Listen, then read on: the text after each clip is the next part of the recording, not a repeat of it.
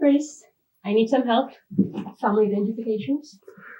That is Golden Healer and Yellow Aventurine. So one of the things that's happening here is customers come in, they're not fully familiar with the business yet. They don't know what amethyst is, citrine is yet. They're getting into the business, and then they make their purchase. We're so busy, I don't have time to write the name of every stone on every little package. So then we get these emails, like a scroll of emails with every item they purchased in a picture, asking for identification, which in my opinion is counterproductive, because the best way to learn this stuff is to figure it out and research it.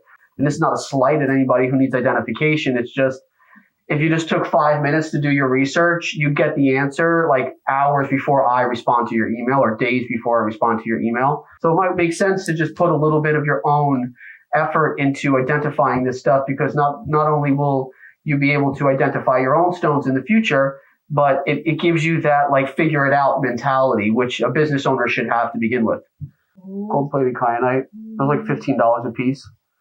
To sit down and answer these administrative questions is like a task in itself, because I don't have more than like 15 minutes a day to answer administrative questions. So usually Heal is like rapid fire, asking me questions throughout the day, just to try to get basic answers. But yeah, a lot of people want like, our minimum is $1,000. People want to do like a reduced minimum because they're like, $1,000 is too much. But unfortunately, we can't afford to take on those kinds of clients right now, just because we have more clients than we can really handle right now. Thank God, a million times. So we got a lot going on. This is all pallets right here that we're getting ready. This is going out. This is shipments for people. This is all stuff that we're sending out to our Arizona warehouse. And these are all the remaining pallets of geodes that we have left in the warehouse, because we're actually really low stock on geodes right now, so we have to unpack a lot more geodes. I'm trying to get this done as quickly as possible. There's a tremendous amount of new stuff that's come in. Recently, I took over a new manufacturing plant, and this is my first shipment from the new manufacturing plant. Actually, we've broken down about half of it already, but it's really great, getting a lot of really, really cool stuff. I don't have any of it out and available, but there's a lot of really popular items on the market right now that are primarily being produced from China, and while my pricing might be a little bit higher, at least we know where it's being sourced and how it's being made to make sure that it's done the right way. There, this is my new sphere. My ruby fuchsite sphere. I picked it up once, I'm not picking it up again. I recently signed a contract with a company in Nepal making Buddha statues and singing bowls. So this is all the Tibetan quartz, all these pallets right here. This just came in. Like I said, we buy out the mines, and pretty much every 3 months we get a shipment of Tibetan quartz. So all this stuff is Tibetan quartz. This is why we never pack anything until we're paid, because people ask us to do stuff, we do it. Like this has been sitting here for like a month?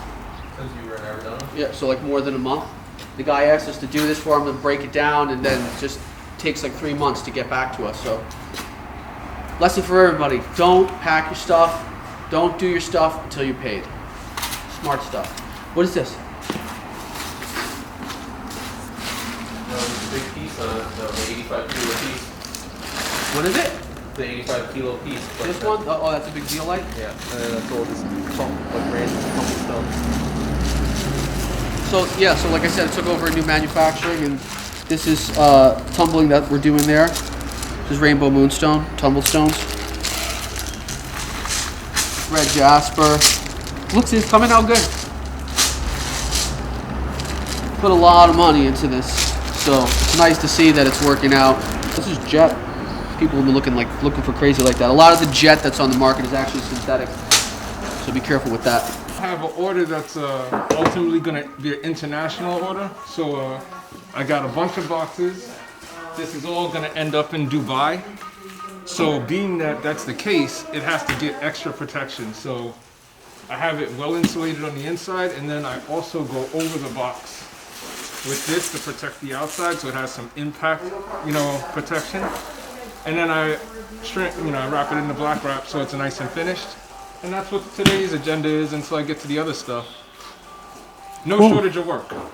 This is one client's stuff, and every month they have their orders, and we have to pack their stuff. So sometimes we can have back stock. Like right now, we don't have back stock of a lot of stuff.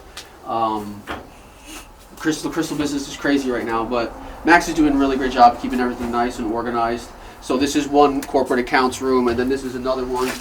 So like as you can see, he's got a list of all the stuff he's got to get packed. It's a lot of stuff. Typically this company does twice a month sales that generate around 1,500 items per sale. So about 3,000 units a month are being done through this company. We have non-disclosure acts, so we're not going to name the companies, but you know they have like 30 different types of bracelets.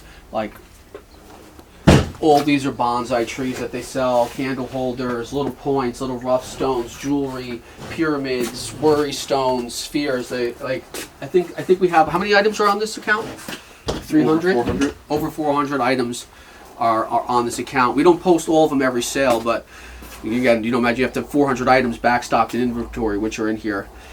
So it's a hard-working dude. Not only that, now Max is going out to Arizona with Danny for April. I'm going out for a week just to meet with our big clients. I was just out there in February. I'm so tired, like I can't do a whole nother month. So Max is going to go out with Danny and do a month in the warehouse in Arizona. They're supposed to have a gem show this year, but it's been canceled. And then the city of Tucson is releasing these statements that say, hey, like you can only have like 10 people in a venue. It's going to be a shit show. I hope nobody goes, and especially vendors. I hope the vendors don't go to the show.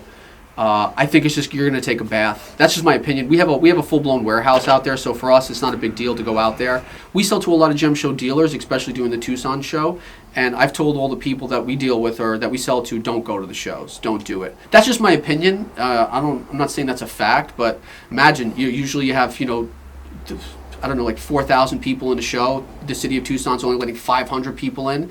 So there's just going to be lines. Mark my words, we'll fast forward to when this is true. There's going to be lines like a mile long of people trying to get into the shows. Nobody's going to get in because you can only have X amount of people in the show. There's only allowed to be like 2 people shopping in a booth at a time. So you're going to have to wait on a line to get in the show, and then you're going to have to wait on a line to see the dealer that you're looking to see.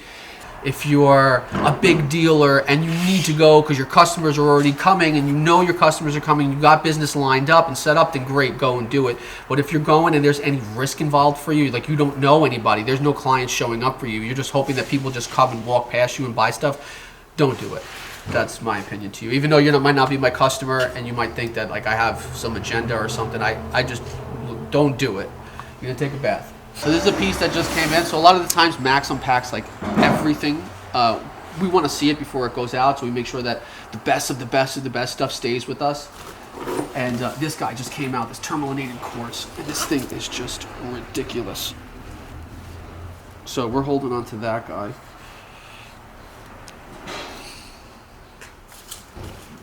And then I got this guy right here, which is an celestial alligator, and there's what's called anhydros. And hydros happen when there's little pockets of water, so like little water bubbles inside the crystals, which is really cool.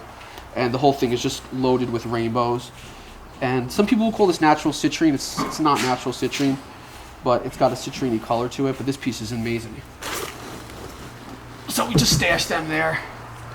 So one of the things that I think is really important, and that I would like to mention now that we have some sort of platform to share things on, is how you become successful and what does success actually really mean for somebody. And I think one of the things where we kind of go awry is the young people of this generation in particular, and I don't know how to say this in the cleanest way possible, they don't have the work ethic that people used to have, just as like I don't have the work ethic that my parents had. My parents didn't have the work ethic that my grandparents had. I think as we go through the generations, people are becoming more and more complacent. I've heard the word lazy used a lot. I don't think it's laziness. I think it's complacency. I think that we've been programmed to do the least amount of work possible. And so you typically find kids, and again, I'm hiring all the time, and I see a lot of the young people. I know a lot of young people who are working, and they tend to be very complacent with, the easiest jobs that they can find. People ask me all the time, like, I want to be more successful in my business. What do I do? You work so hard, like 100% effort. Like whatever you choose to do in life, you need to give 100% effort. For me, 99% effort and 5% effort is the same thing. There's really no difference. It's either you're going to give everything you got and be successful, or you're not. That's just the two differences. If I'm willing to give 100% effort and you're willing to give 99% effort, I'm going to beat you out every single day. I wish there was something we could do more to reinstill that, that hard working desire in the younger generation. Yeah, mining contract means that I am buying everything that comes out of a mine, which a lot of people think that you're pillaging the earth or whatever. You're not pillaging the earth at all. You're just digging out a crevice in the earth and then backfilling it. Again, like I said, this is not like uranium or radioactive materials or gold or precious metals or blood diamonds. And there's nothing like that at all. It's just people are upset and they think that you're like, quote unquote, I've gotten this comment a lot, you're raping the earth. And no, I'm not raping the earth. Like, and if you think that, then you shouldn't have cement in your house or stone in your house or tiles in your house, because what do you think is going on there? You ever seen stone quarries? Stone quarries are like 1,000 times more destructive than anything that we've ever done. So again, if you have countertops in your house, that's destructive, because the stone quarries are literally digging these huge, huge holes in the earth, which again isn't destructive as long as you backfill it. You're just taking stone out. That's what they build the streets with. That's what they build sidewalks with. That's what your churches are built from. Schools are built from that. Hospitals are built from that.